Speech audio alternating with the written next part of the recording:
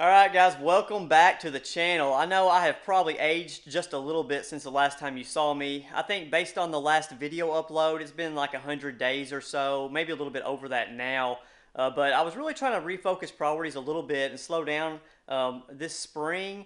But life threw a couple of curveballs and things come up, and so the priority has not been in the garage. I've been out here just a little bit, but we found out my wife's pregnant. We are expecting a second child in December, so that's great news for us. My 3-year-old daughter, she was diagnosed with type 1 diabetes over the summer. We've been dealing with that.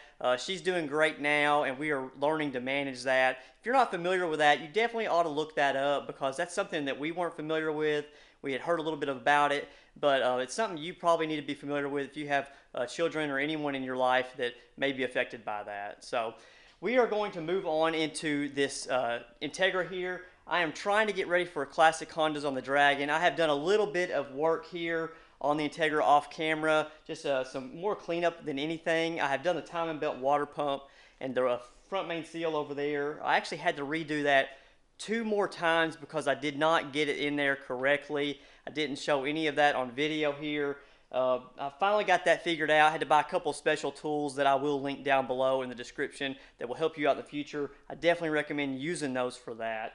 I am also going to swap out the clutch master cylinder and slave cylinder because the clutch pedal is a little squeaky sometimes. I don't know if it's that or if it's the clutch itself that needs to be replaced with the bearing in there, but I'm just going to start with the clutch master cylinder, slave cylinder. So let's go ahead and jump into that and hopefully get that swapped out in today's video, and I'll show you a few other things that I took care of in the meantime over the summer when I had time.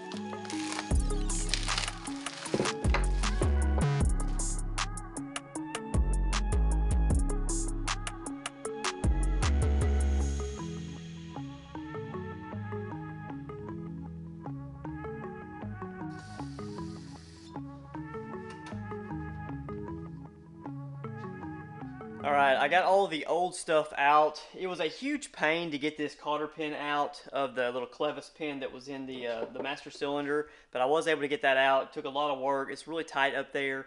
I did remove the dead pedal to give me a little bit more space, and I also want to clean that up. And I did remove these cheap clip-on pedals that were on the car that came from Japan.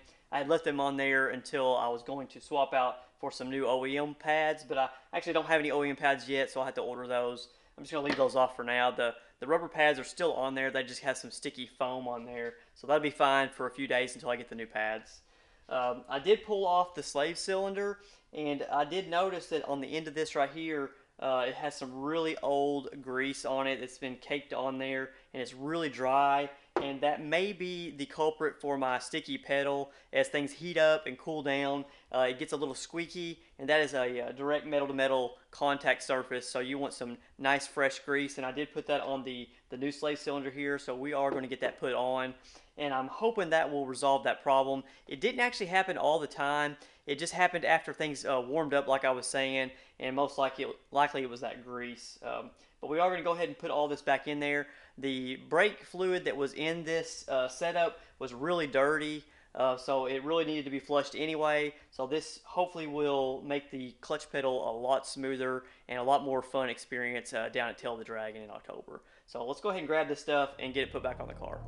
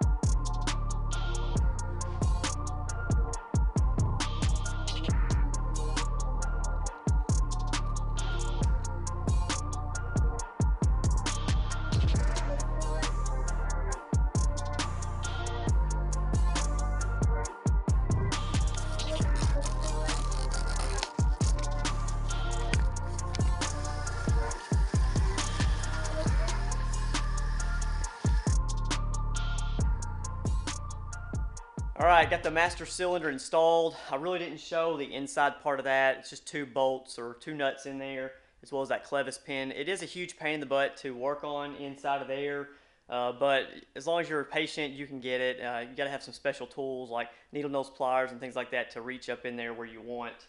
But that is all installed and working. There is still a little bit of a squeak. It's not as bad as it was. It does feel really smooth, so that is all taken care of. It's been flushed. That brake fluid that was in there was super dirty. It's super clear now, so we are good to go on the clutch.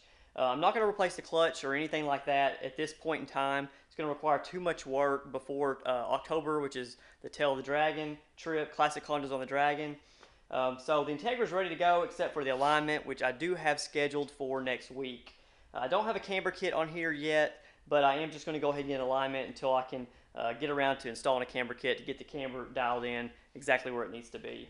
Now I have put new brake rotors and pads on here, as well as repainted the calipers. I'm not sure if I talked about that or not, or shown that. And the wheels have been freshly powder coated with new lug nuts as well. I did replace the overflow here on the coolant reservoir with a brand new OEM one, as well as the visible ground here, because that was corroded and it was breaking.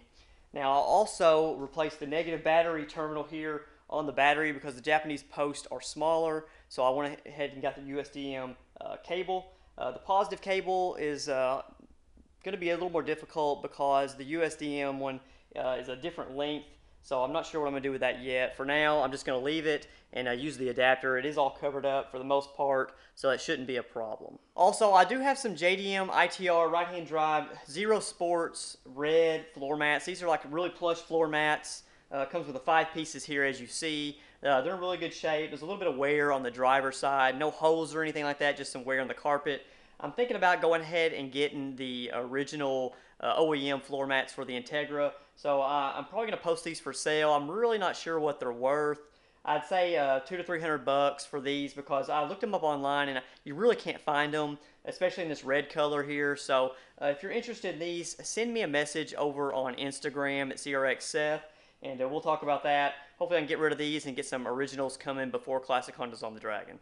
Now the B18C that is going in the CRX, I have done just a little bit of work on it. I did put the OEM manifold on there. I have a new heat shield I'm going to put on there, but it needs to be painted or powder coated.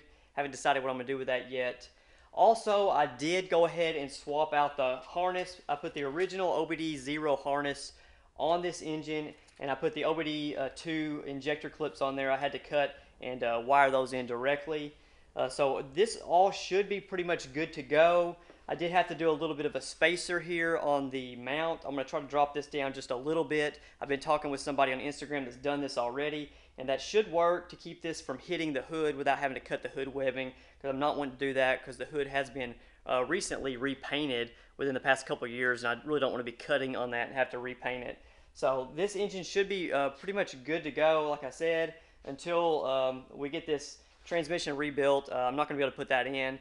And my friend will be coming over in a couple of weeks, I think, and we're going to be attempting to rebuild this. I've got all new synchro mesh or synchro tech gears and bearings, so we're going to be going through that. I'm not sure if I'm going to show it on the video, but if I do, it'll just be just a quick rundown of it. I'm not going to do a how-to on that because I really don't know how to do it, so we're going to be figuring it out as we go. So hope you've enjoyed today's video. I'm glad to be back out here in the garage getting some work done, even though it's just little stuff right now. Hopefully we're going to be working to something bigger and getting this engine put in the CRX and getting this thing back on the road. See you next time.